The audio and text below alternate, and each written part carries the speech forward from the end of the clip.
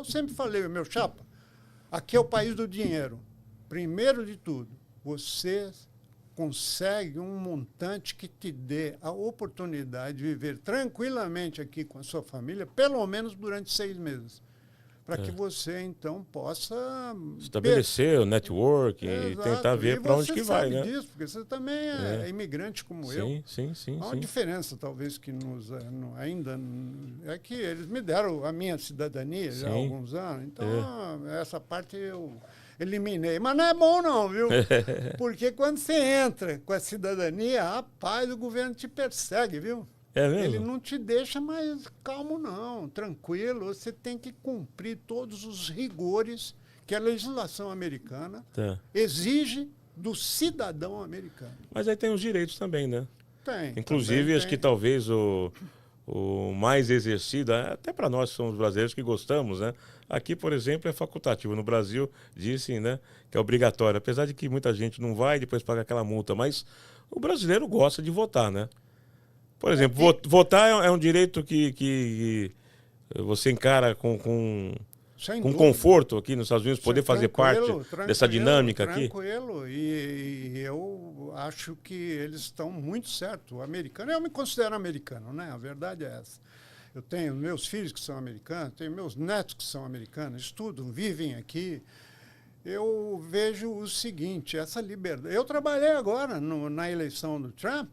Eu fui lá um dia para votar, a mulher me pegou lá, nós ficamos conversando, eu falei, me dá os folhetos aí também e tal, e você vê os comentários que eu fiz, né? Sim. Cada hora eu recebo mais uma manifestação de, vamos dizer, parabéns, Piquet, você acertou em tudo, acertou nas previsões, você mesmo me falou isso, né? Sim. Mas não é, porque a gente acaba vivendo, eu gosto de viajar também aqui.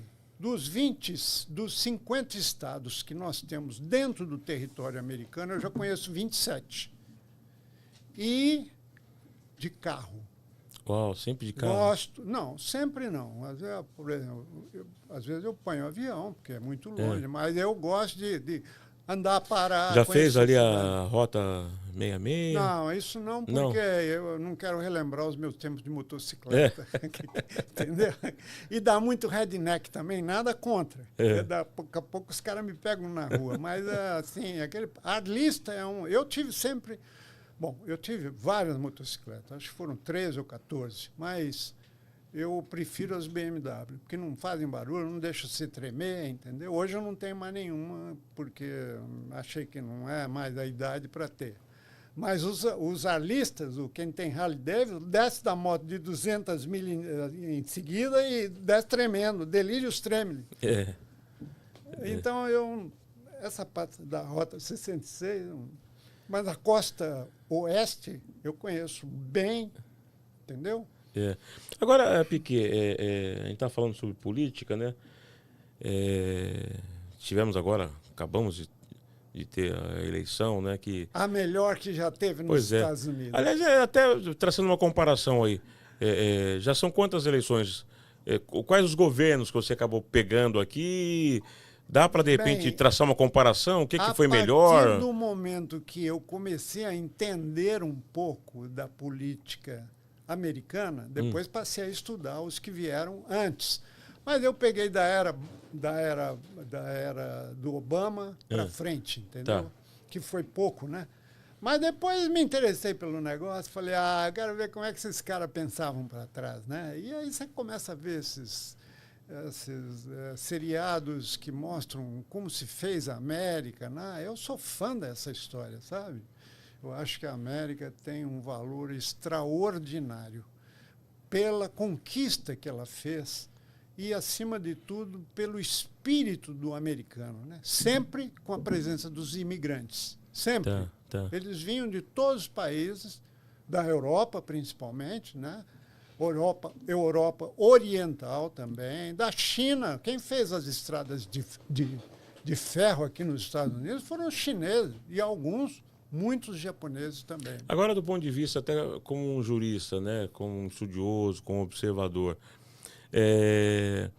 muito se fala, por exemplo, da Constituição americana, né, que ela é bem longeva, né, e se mantém intacta, né, Diferente, por exemplo, do Brasil, que já teve já algumas constituições e que que nenhuma delas parece que funcionou de um modo efetivo. E não vai né? funcionar. Você vê que eles estão agora querendo modificar novamente. É a segunda do mundo.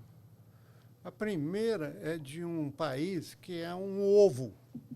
Mas, fora isso, a nossa aqui é a segunda do mundo mais antiga, com 10 artigos e, se eu não estiver enganado, com 23 emendas. Vão me corrigir aí, porque esse povo também aqui na internet sabe como é que é, né? O cara vai no Google e manda os recadinhos dizendo que não, que você errou e tal, mas não importa. 10 artigos. Olha que enxuta, né? A nossa tem mais de 260 artigos, capítulos, alíneas, parágrafos e vai por aí afora. Muitos direitos, né? E contraditórios, muitas vezes. Exato, né? E que são irreais, né? Porque lógico, o Estado ficou também absorvido em oferecer tanta coisa e, no final, não oferece nem o básico, né? Exatamente. É uma pena. Aliás, mesmo não indo com tanta frequência com o Brasil, certamente você também ainda se mantém, né? Ligado, né, com as questões, em especial as questões políticas do Brasil, né? Isso é uma cachaça para mim, né?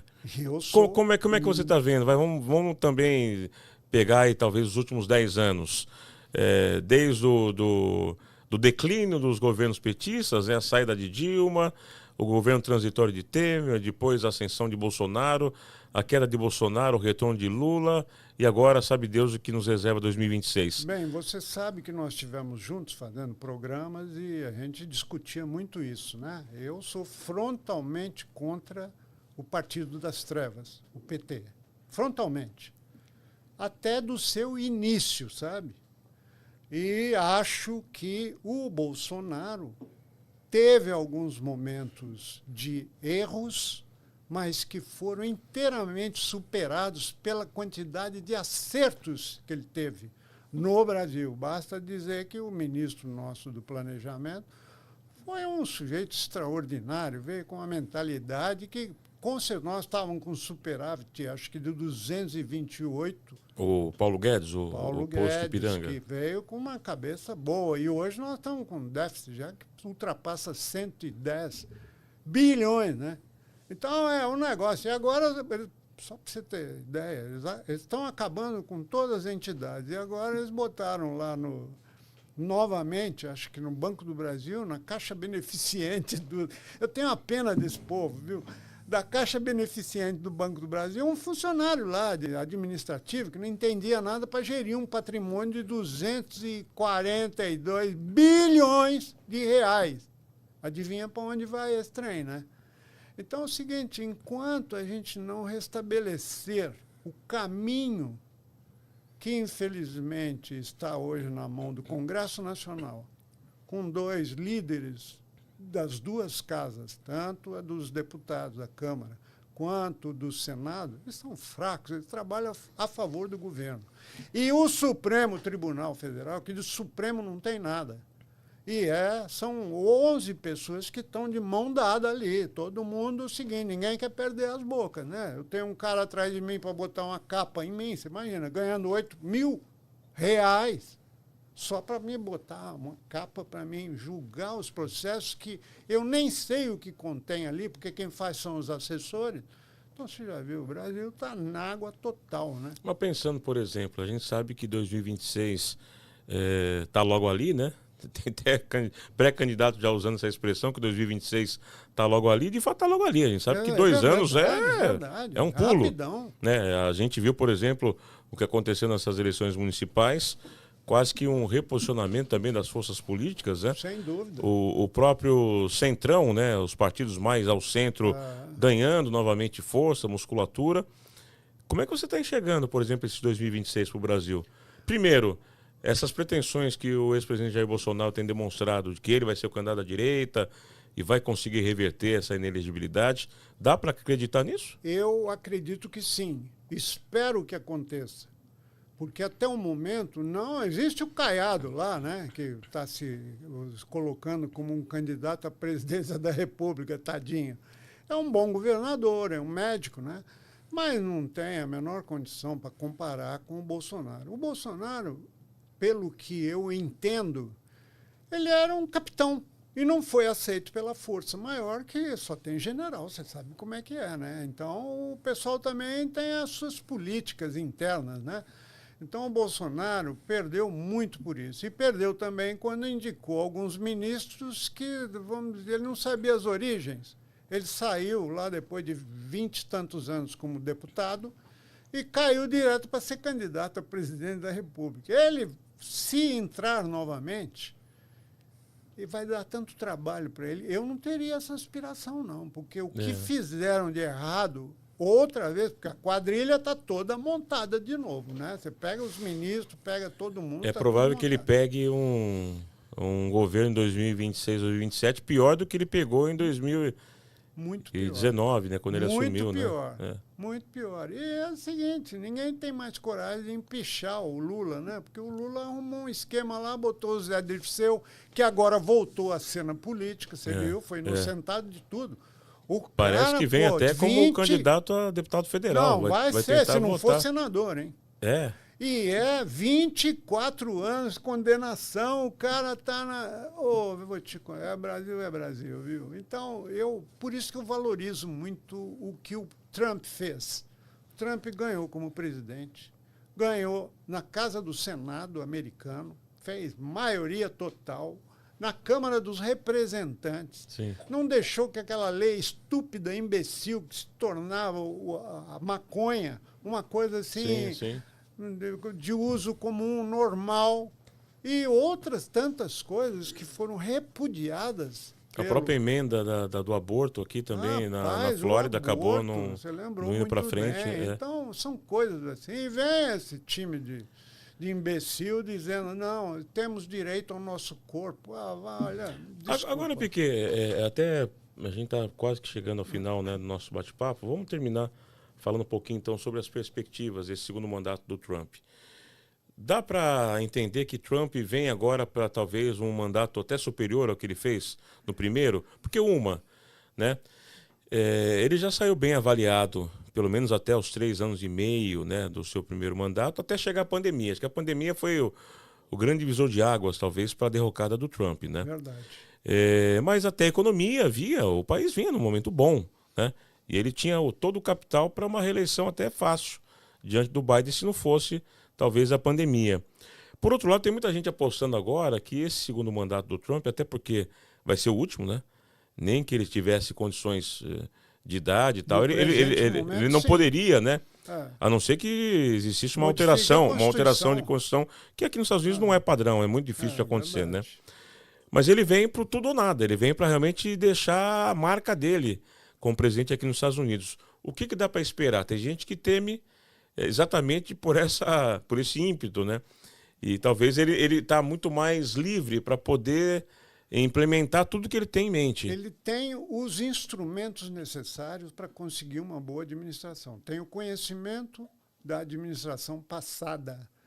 Sabe aqueles que ele... Você vê o Marco Rubio agora? Foi, né? Afinal de contas, é um rapaz novo. Secretário de Estado, né? Deve ser, né? Vai ser o secretário. Só que eu acho o seguinte, ele está tão entusiasmado com esta possibilidade de assumir o governo em janeiro, dia 20, dia 20, que ele está falando muito das coisas que vai fazer. Sim. Então, esse povo, para rasgar papel dentro dos gabinetes, não custa. Você sabe como é que funciona, sim. né? Não, porque o cara que trabalhou contra mim, eu vou demitir. O outro, porque as escolas não vão receber recursos. Eu trabalharia em silêncio. Eu já ganhei a eleição. Por isso que eu não sou presidente, porque não há condição. Mas se fosse eu, se eu pudesse entrar na cabeça dele, eu falaria, meu chapa, fecha a boca agora e vamos trabalhar em silêncio. Não adianta você antecipar coisas, porque o povo vai se preparar. Né? Então, mas eu acredito muito que ele vai fazer. Basta dizer, você viu os guerrilheiros, os rotis, né? Sim. Que já pediram pinico. Pedir pinico, se os brasileiros estão nos vendo, é pedir arrego. Sim, né? Sim, é trégua, né? Agora, a própria Rússia já manifestou interesse de fazer um acordo lá com o pessoal que eles estão tentando obter o terreno lá, e o Zelensky já falou que topa se for comandado pelo Trump. E a Venezuela está pedindo ao Papa. Aquele cara é maluco de pedra, né? O Maduro também tá abaixou o tom do Papa, discurso, não né? Deixa ele invadir aqui, pelo amor de Deus. O cara expulsou 2 milhões de venezuelanos e agora está pedindo, pelo amor de Deus. Então são coisas que eu acredito. Então, na sua visão, a perspectiva é boa. Ótima, a gente deve ter até uma reconfiguração, talvez, até global, voltar sem dúvida aos tempos até quando o Trump fez no primeiro mandato. E ele se gabou bastante durante a campanha de ter falado que, de fato, foi real, né? Durante seus 4 anos de governo, não houve nenhuma guerra de grande porte. O mundo vivia um tempo a questão de do paz, abandono né? do Iraque, né? Que foi um terror. Do Afeganistão, né? Do Afeganistão. Sim, foi terrível aquilo. Mas o que eu digo é o seguinte, eu sempre lembro daquela história que ele mesmo conta. Ele falou assim, o dia que o presidente francês disse que ia começar a taxar, aumentar os impostos para os produtos americanos que entrassem na França, eu passei a mão no telefone e falei, vem cá, se você fizer isso aí, nós vamos taxar os vinhos e todos os comestíveis que vocês mandarem para cá, mas vai ser por muito.